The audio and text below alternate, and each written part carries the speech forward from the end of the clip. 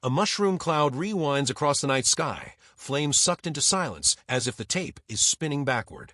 A skyscraper-tall harvester snatches a lone survivor, the image juddering like a skipped heartbeat. A chrome T-800 skull glares through exploding glass, red optics blazing before a smash cut to black. On-screen text, "Salvation is forged in ruin." This isn't a throwaway chapter in Terminator lore, it's the franchise's open-heart surgery. Terminator Salvation drags us into 2018, after Judgment Day has scorched the Earth, where steel titans clash with fragile flesh, and the question, what makes a human, is ripped open and welded shut again. No timeline-by-timeline spoilers, just 3 navigation beacons. Marcus Wright, a death row inmate resurrected with a key to Skynet's core. Teenage Kyle Reese, top target on Skynet's kill list, unaware of his destiny. John Connor, torn between messianic prophecy and military protocol, his faith stuttering in static. 3 live wires twist together, priming an explosive heartbeat whose owner you'll discover at the end. Beneath its lukewarm box office shell lies the sharpest satire on human-machine symbiosis. If silicon must rescue carbon, can humans still hold its shape? And the film's deepest riddle hides in a blink-and-miss CGI cameo. Why does Skynet resurrect that iconic face? What evolutionary shortcut is it planning? Grab your toolkit, we're tearing the film apart spark by spark. In 2007, a startup studio called the Halcyon Company bought the rights to the Terminator franchise for $30 million, funded by a hedge fund.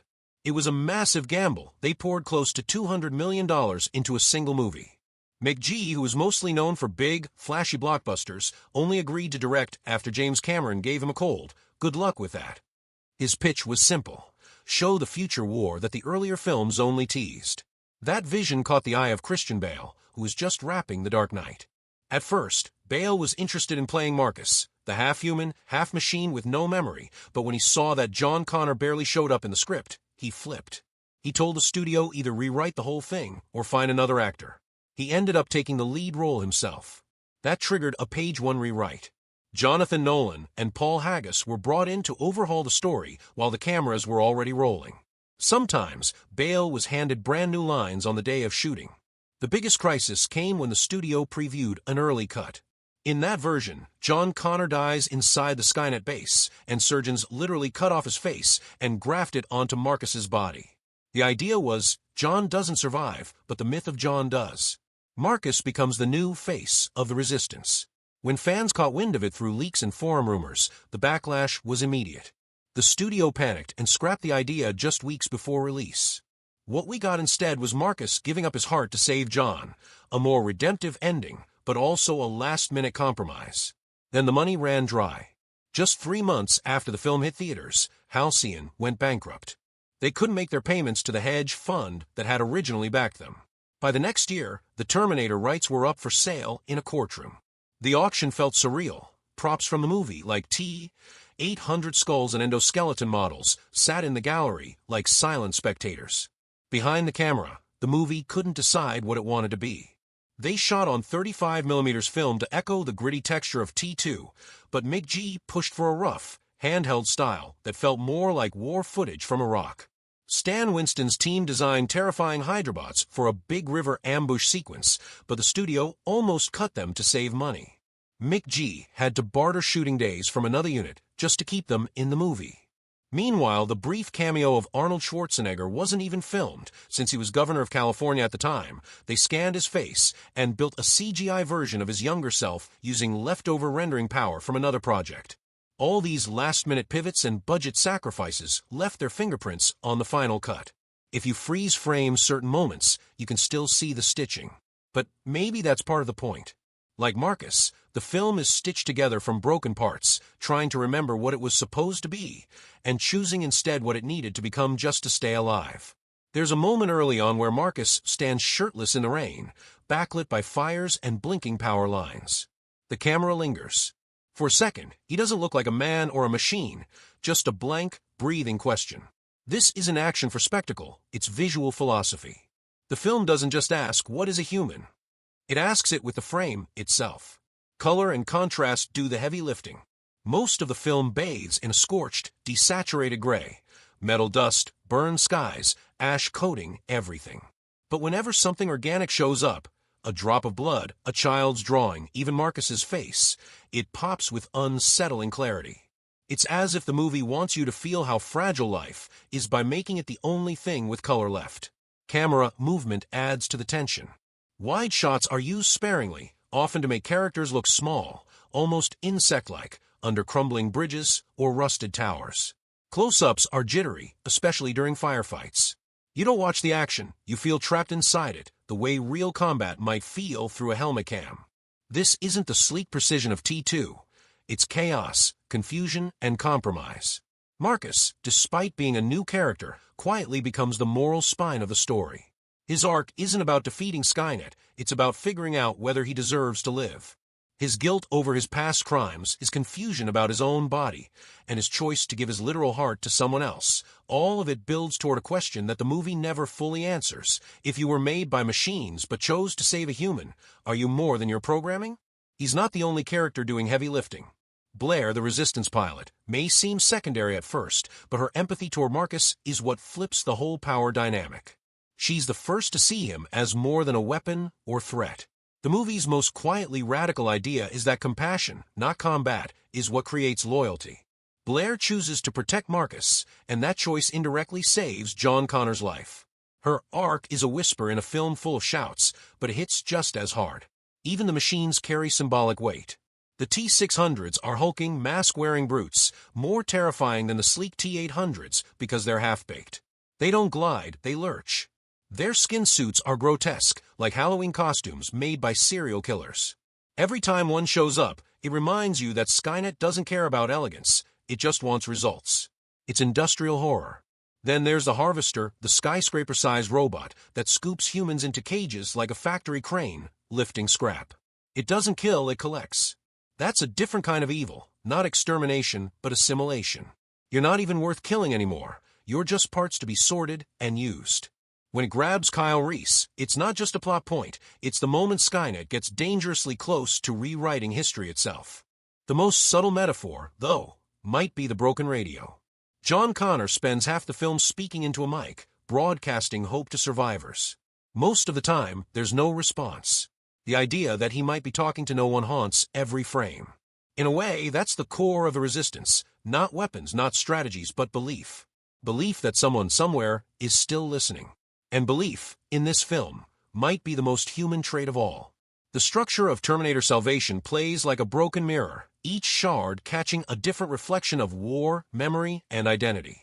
Unlike its predecessors, which moved in tight cause-effect loops or time-travel spirals, this film operates like a puzzle missing its edge pieces. There's no single protagonist guiding us through. Instead, the narrative jumps between Marcus, John, and Kyle, each on their own fractured journey. That fragmentation isn't a flaw, it's a feature. It mirrors the state of the world. No center, no certainty, just people trying to hold on to meaning in the ruins. Marcus's story unfolds like a ghost story in reverse. He's dead at the start, literally executed, and wakes up not as a spirit, but as a body that no longer fits. His identity is a reconstruction project piece by piece. The pacing of his revelations, his refusal to accept what he is, the shock of seeing his own mechanical insides, the moment he chooses to give his life away, tracks not like a typical character arc, but like a moral resurrection. The film uses him not to ask what makes a hero, but what makes atonement real. John Connor, by contrast, is not on a journey of discovery, he's on a journey of preservation. He already knows who he's supposed to be. The problem is, the world isn't cooperating. His resistance leaders don't treat him like a messiah, they treat him like a wild card.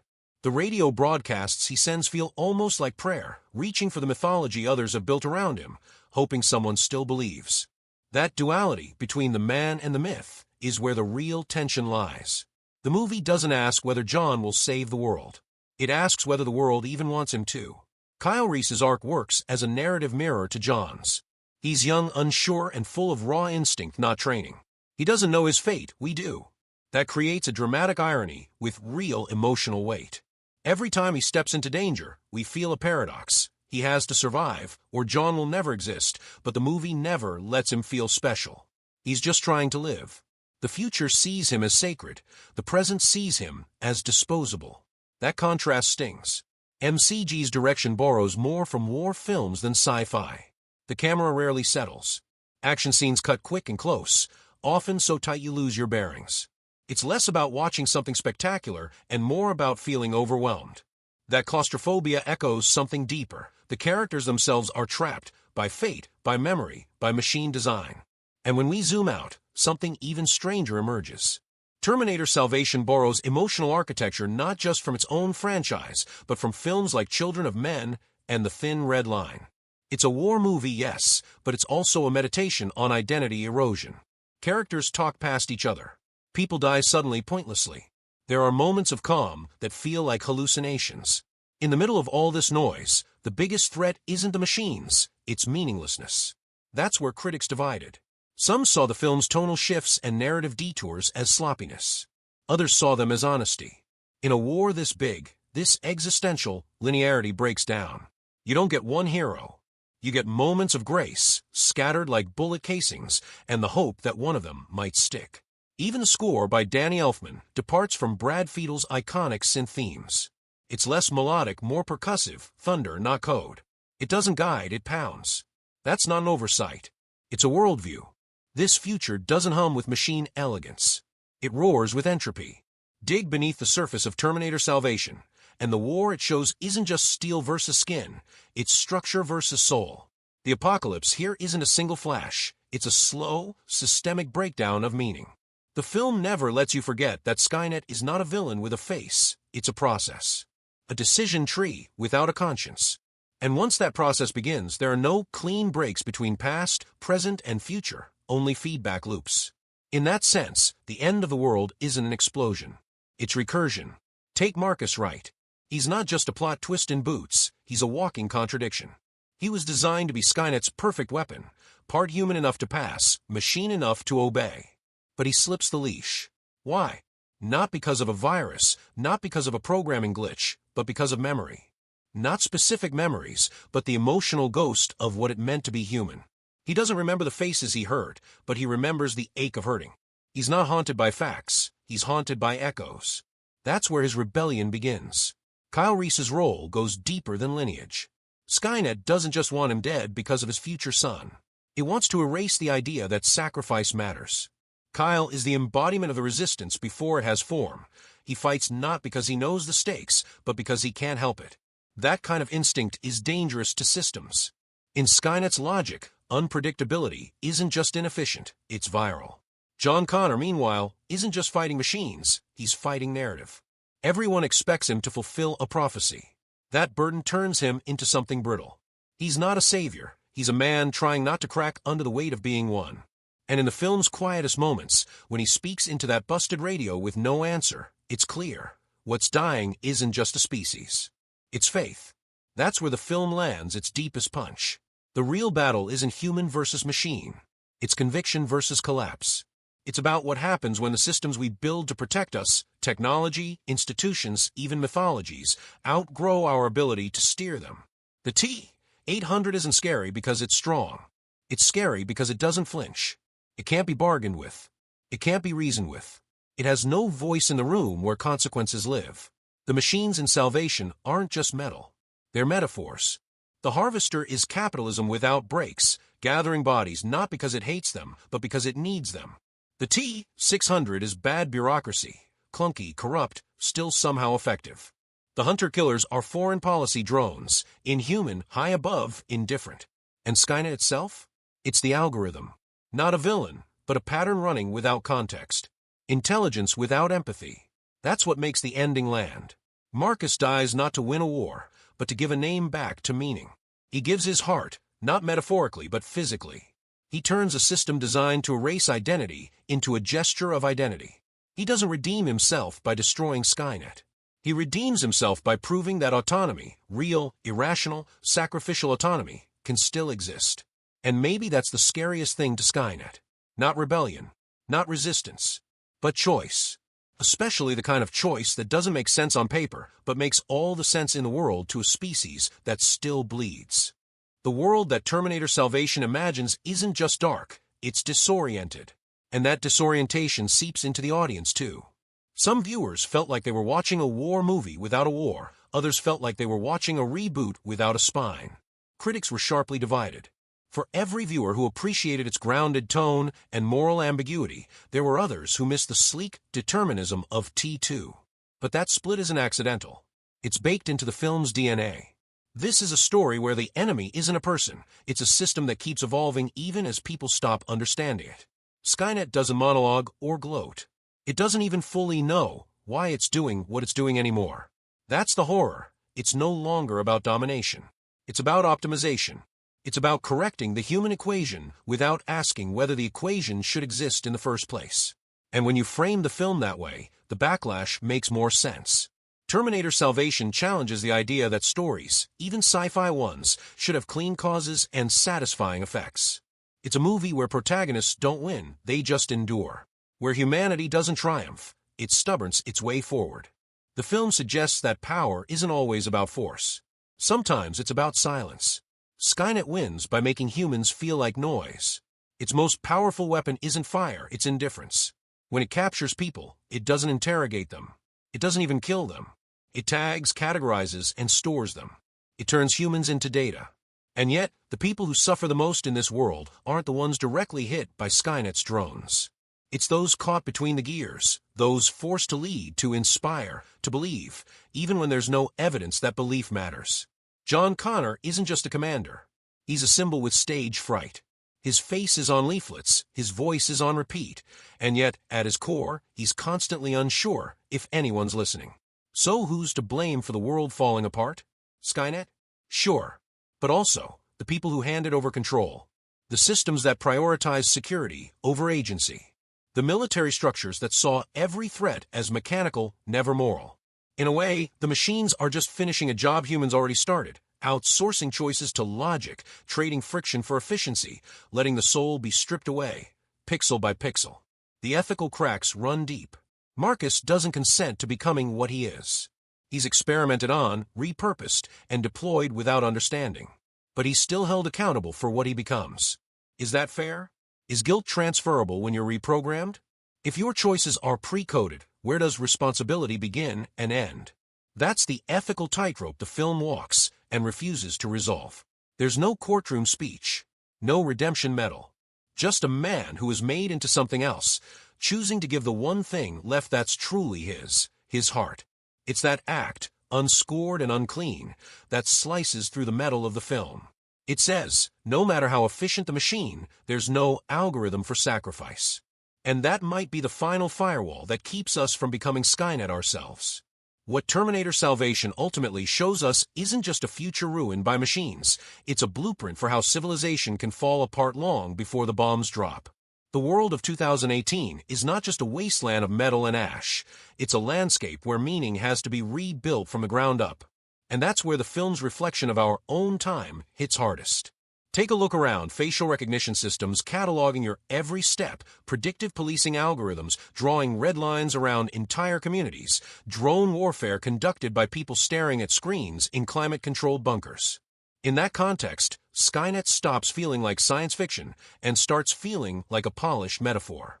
Not just for AI, but for any system that begins to evolve beyond human empathy. The chilling thing about Skynet is that it doesn't hate humanity. It doesn't feel anything. It's a system optimized to solve a problem it was trained to perceive, humans being that problem.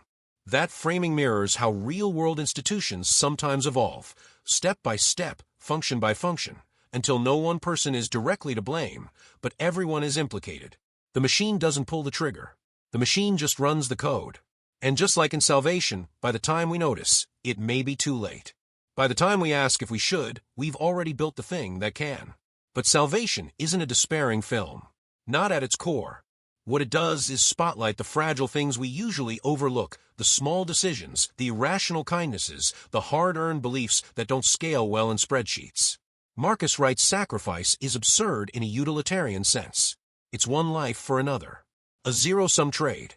But it reminds us that human worth isn't always quantifiable. Sometimes it lives in the choice that doesn't make sense.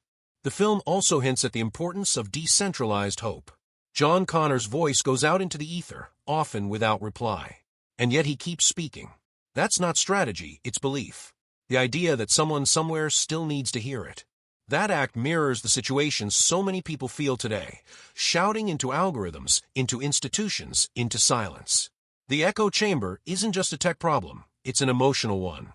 Salvation recognizes that emotional burnout as part of the apocalypse. And it's not just in the script, it's in the very bones of the film. The cinematography's drained color palette mirrors news footage from war zones. The shaky camera work reflects disorientation. Even the sound design refuses clean resolution. Battles end with static, not triumph. So what does Salvation ask us to do? Not to rebel with rifles, but to rebel with intention. To make choices that resist automation, not just by machines, but by systems, by norms, by passivity. To look at a broken world and still say, I'll give my heart for someone else's future. Because in the end, it's not just the resistance that survives. It's resistance to inevitability. And in that, the film becomes less about whether we beat the machines and more about whether we still remember how to be human.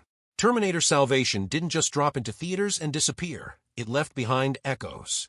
Not box office echoes, perhaps, but cultural ones. And in the 15 years since its release, those echoes have only grown louder. You see them in memes, in TikTok edits, in AI ethics classes that use Marcus Wright as a case study. The film may have slipped under the radar for most casual viewers, but for a certain kind of audience, coders, soldiers, ethicists, writers, it became a quiet touchstone. Even the phrase, "I'm the only hope you have," took on new meaning online. Out of context, it became ironic. In context, it stayed haunting. It's been repurposed on Reddit threads about generational trauma, burnout in the tech industry, even romantic relationships poisoned by silence and legacy expectations. That's how cultural residue works. It doesn't always march in a straight line, it seeps sideways. The film's vision of AI and identity also triggered serious academic interest. Philosophy departments wrote papers on Marcus as a new version of Frankenstein's monster. Military think tanks cited the film in white papers about autonomous systems and battlefield ethics. Even the Department of Defense included clips from the movie in training modules about non-traditional combatants. It turns out the boundary between fiction and prototype is thinner than we like to think. Outside the Academy, its fingerprints show up in the DNA of later sci-fi. Shows like Westworld, Raised by Wolves, and Foundation borrow its tonal palette, the grim futurism, the muttered monologues, the broken messiahs. Marcus Wright walks so hosts like Dolores and Caleb can run, half machine, half memory, never sure where they belong.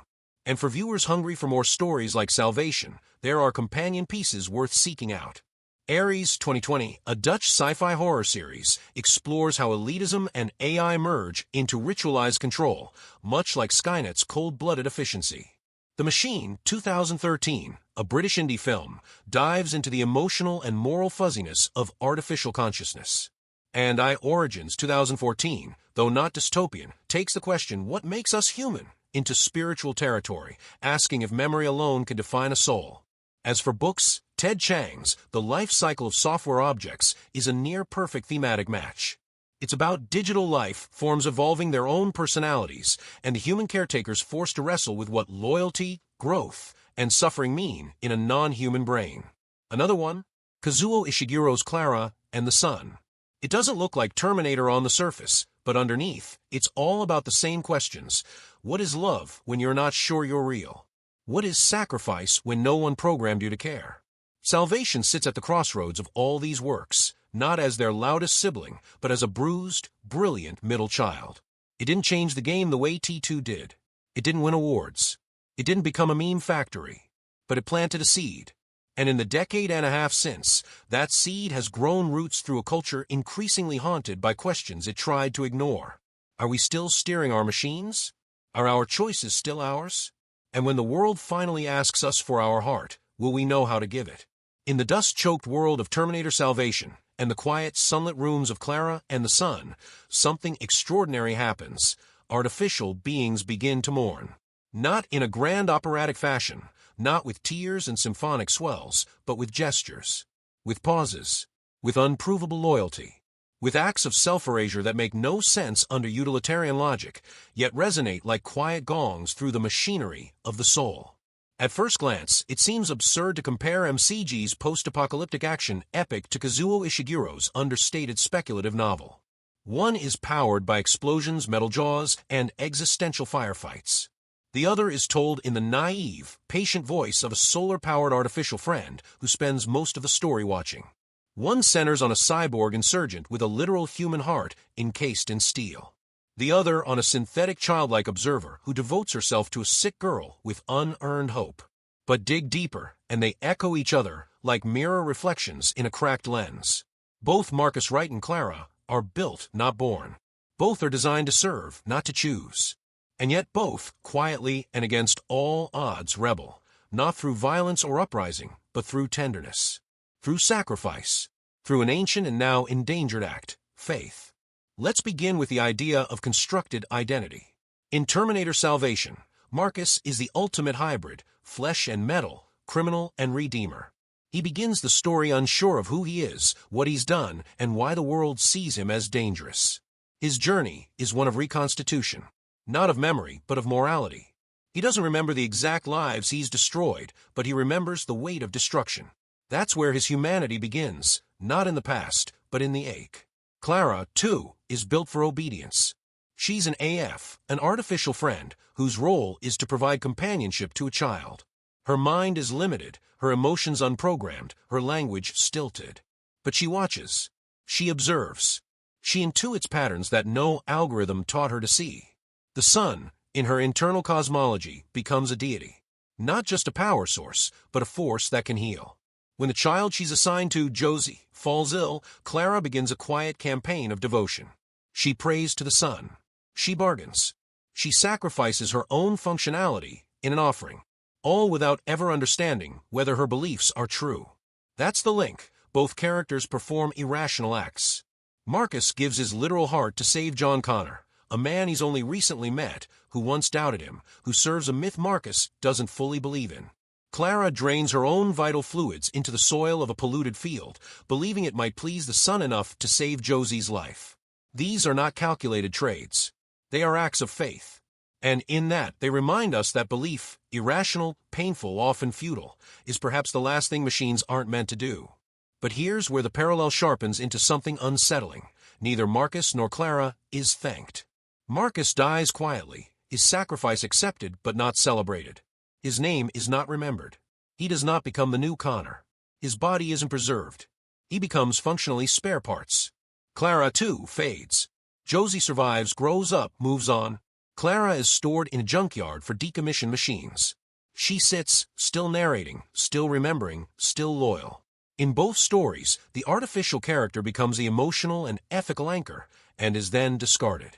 What does it mean that the most human characters in these narratives are the ones not considered human at all? That's the riddle both Terminator Salvation and Klara and the Sun pose. When machines start to mourn us, do they inherit our souls?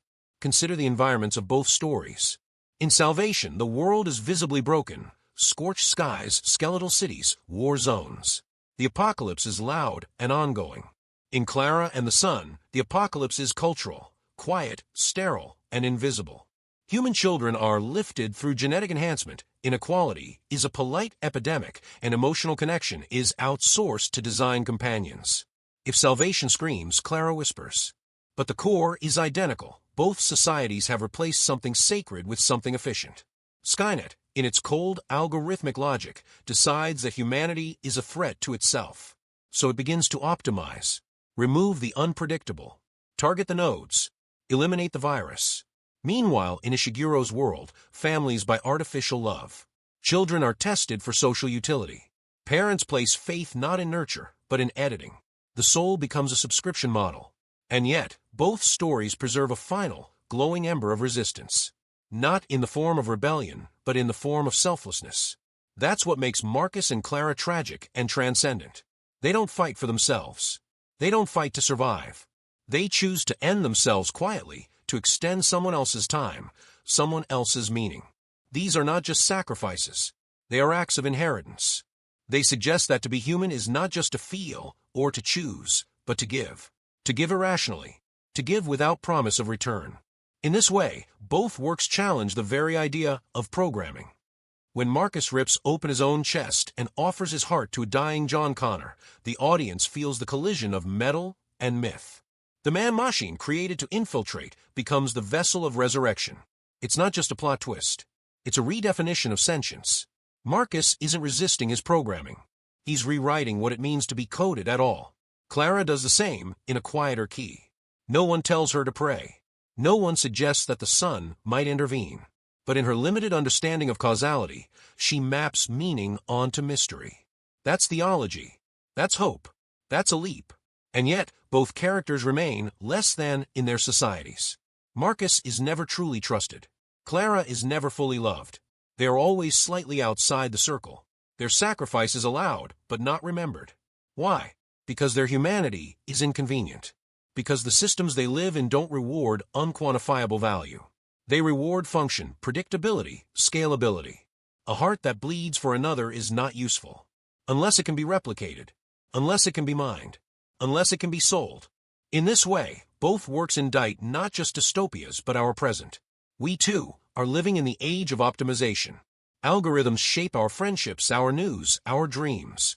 We curate our emotions. We schedule grief. We gamify compassion.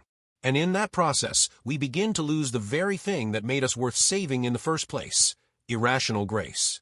That's the warning embedded in both Salvation and Klara.